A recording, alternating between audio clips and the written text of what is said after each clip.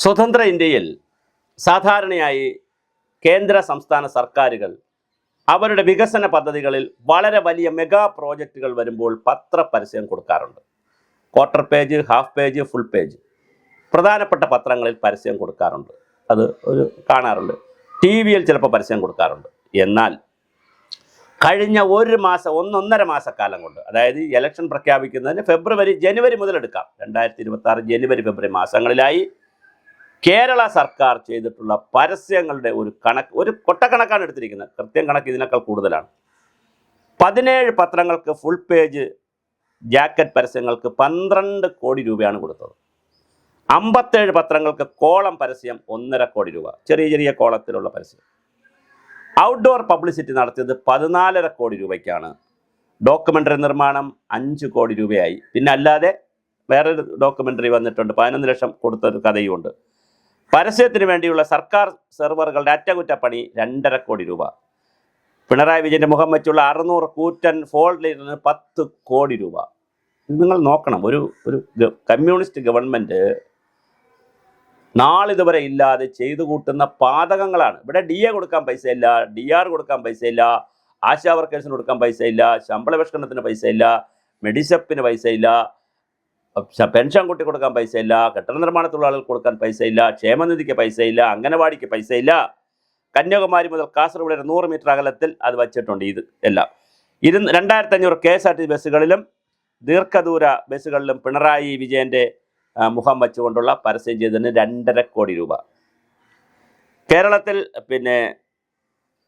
10 വലിയ മാളുകളിൽ digital display 30 ലക്ഷം രൂപ. മാളുകളിലൊക്കെ വലിയ ഡിജിറ്റൽ ഡിസ്പ്ലേ സർക്കാരിൻ്റെ പരിപാടി. ഏറനാട് പരശുറാം ട്രെയിനിൽ പരസ്യം പതിച്ചതിന് 10 ലക്ഷം രൂപ. മെട്രോ പില്ലറുകളിൽ 75 ബോക്സ് പരസ്യം 35 ലക്ഷം രൂപ. 5 ട്രെയിനുകളിലെ ബോഗിക്കകത്തെ റാപ്പി പരസ്യം 60 ലക്ഷം രൂപ. 16 റെയിൽവേ സ്റ്റേഷനുകളിൽ 102 LED ഡിസ്പ്ലേ 8 കോടി രൂപ. 24 ബസ് സ്റ്റേഷനുകളിൽ 2 ലക്ഷം രൂപ. 23 റെയിൽവേ സ്റ്റേഷനുകളിൽ 53 ജിങ്കിൾസ് 53 ലക്ഷം രൂപ. 1 ലക്ഷം രൂപ വെച്ചിട്ട്. പരസ്യത്തിൻ്റെ നിർമ്മാണ ചെലവുണ്ട്. ഇതെല്ലാം നേരത്തെ ഡിസ്പ്ലേ ചെലവാണ് പറഞ്ഞത്. നിർമ്മാണ ചെലവുണ്ട് 5.5 കോടി രൂപ.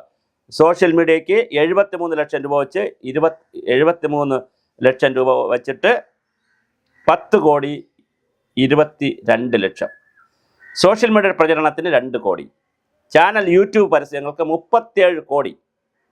റീൽസ് നിർമ്മാണം 3 കോടി. ഡ്രോണുകൾ 2 കോടി. മോഹൻലാൽ ഇൻ്റർവ്യൂവിന് 11 ലക്ഷം, ഒരു ദിവസത്തെ ഇൻ്റർവ്യൂവിന്. അങ്ങനെ 227 മുതൽ 300 കോടി രൂപ വരെയാണ് പരസ്യത്തിന് മാത്രമായി, സർക്കാരിൻ്റെ പരസ്യത്തിന് മാത്രമായി ഇത് ഇറക്കിയിട്ടുള്ളത്. ഈ 300 കോടി രൂപ നാളിതുവരെ ഇങ്ങനെ ഒരു ഗവൺമെൻറ്റും ഈ ധൂർത്ത് ചെയ്തിട്ടില്ല. ഇലക്ഷൻ അടുക്കുമ്പോൾ 1-2 ഇലക്ഷൻ പ്രഖ്യാപിക്കുന്നതിന് 1-2 ദിവസം മുമ്പ് വലിയ പരസ്യങ്ങൾ കൊടുക്കും. അതിനപ്പുറം ഈ ട്രാൻസ്പോർട്ട് ബസ്സുകളും ഞാൻ ഈ പറഞ്ഞ മാളുകളും ട്രെയിനുകളും റെയിൽവേ സ്റ്റേഷനുകളും ബസ് സ്റ്റേഷനുകളും കന്യാകുമാരി പാറശാല മുതൽ കാസർഗോഡ് വരെയുള്ള റോഡിലും എല്ലായിടത്തും 100 കണക്കിന് ഫ്ലെക്സുകൾ വെച്ചിട്ടുണ്ട്. ഇനി ഒരു രസകരമായ കാര്യം ഞാൻ പറഞ്ഞുതരാം. പഴയ കാലത്ത് കമ്മ്യൂണിസ്റ്റ് പാർട്ടി തിരഞ്ഞെടുപ്പ് നടത്തുമ്പോൾ കാറൽ മാർക്സ്, ഏംഗൽസ്, ലെനിൻ ഇവരുടെ ചിത്രങ്ങൾ വയ്ക്കും. പിന്നെ വരുമ്പോൾ EMS, AKG, സുന്ദരയ്യ ഇവരുടെ ചിത്രങ്ങൾ വയ്ക്കുമായിരുന്നു. അത് കഴിഞ്ഞാണ് പിന്നെ വേറെ ആരുടെയും ചിത്രങ്ങൾ വയ്ക്കാറില്ല. ഒരു മുഖ്യമന്ത്രിയുടെയും ചിത്രം വയ്ക്കാറില്ല. പിണറായി വിജയൻ ഏകഛത്രാധിപതിയാണെന്നൊക്കെ ജനം പറയുന്നതിൻ്റെ അല്ലെങ്കിൽ അതിൻ്റെ ഒരു ചരിത്രത്തിൻ്റെ ഒരു അടയാളങ്ങളാണിത്. നയനാരുടെ ഫ്ലെക്സ് വെച്ചിട്ട് ഏതെങ്കിലും ഒരു തെരഞ്ഞെടുപ്പിന് നയനാരുടെ ബോർഡ് വെച്ചൊരു ഫ്ലെക്സ് കണ്ടിട്ടുണ്ടോ? ഏതെങ്കിലും ഒരു തെരഞ്ഞെടുപ്പിന് VS അച്യുതാനന്ദൻ്റെ ഫോട്ടോ വെച്ചിട്ടൊരു ഫ്ലെക്സ് കണ്ടിട്ടുണ്ടോ? ഏതെങ്കിലും ഒരു തെരഞ്ഞെടുപ്പിന് EMSൻ്റെ ഫോട്ടോ വെച്ചിട്ടൊരു ഫ്ലെക്സ് കണ്ടിട്ടുണ്ടോ? ഇത്രയും പരസ്യം. ഏതെങ്കിലും തെരഞ്ഞെടുപ്പിന് അച്യുതമേനോൻ നമ്മൾ എടുക്കാം, അച്യുതമേനോനുണ്ട്. ഇനി കോൺഗ്രസിൻ്റെ അടുത്തുള്ളൂ, CH മുഹമ്മദ് കോയ മുതൽ കരുണാകരൻ മുതൽ AK ആന്റണി മുതൽ ഉമ്മൻചാണ്ടി വരെയുള്ള കേരളത്തിൻ്റെ ചരിത്രത്തിൽ ഇതുവരെ എടുത്തുള്ള മുഖ്യമന്ത്രിമാരെടുത്തോളൂ. ഒരു മുഖ്യമന്ത്രിയും ഭരണം കഴിയുമ്പോൾ അടുത്ത ഭരണത്തിലേക്ക് പോകുന്നതിന് തൊട്ടു മുമ്പ് ഇത്ര വ്യാപകമായി ഒരു സിംഗിൾ ഓറിയൻറ്റഡ് ആയിട്ടുള്ള, മുഖ്യമന്ത്രി ഓറിയൻറ്റഡ് ആയിട്ടുള്ള പരസ്യങ്ങൾ കൊടുത്തിട്ടേയില്ല. ഇത് ചരിത്രമാണ് കേരളത്തിലെ. ഇത് ചർച്ച ചെയ്യണ്ടേ ഈ തെരഞ്ഞെടുപ്പിന്? വികസനം ചർച്ച ചെയ്യുമ്പോൾ തന്നെ, സ്വാതന്ത്ര്യം ചർച്ച ചെയ്യുമ്പോൾ തന്നെ, ജനാധിപത്യം ചർച്ച ചെയ്യുമ്പോൾ തന്നെ ഇതും ചർച്ച ചെയ്യണ്ടേ? കേരള സമൂഹം, കേരള വികസനം പറയുന്ന ആളുകൾ തീർച്ചയായിട്ടും ഇത് പറഞ്ഞു വെക്കണം.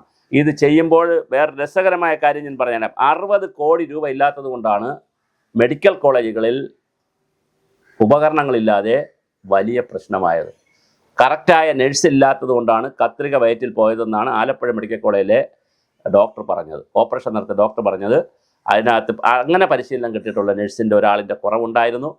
നോർമൽ ജനറൽ നഴ്സായിരുന്നു ഉണ്ടായിരുന്നത്. ഓപ്പറേഷൻ തിയേറ്ററിലേക്ക് വളരെ സ്പെഷ്യലൈസ് ചെയ്തിട്ടുള്ള നഴ്സിൻ്റെ കുറവുണ്ടായിരുന്നു.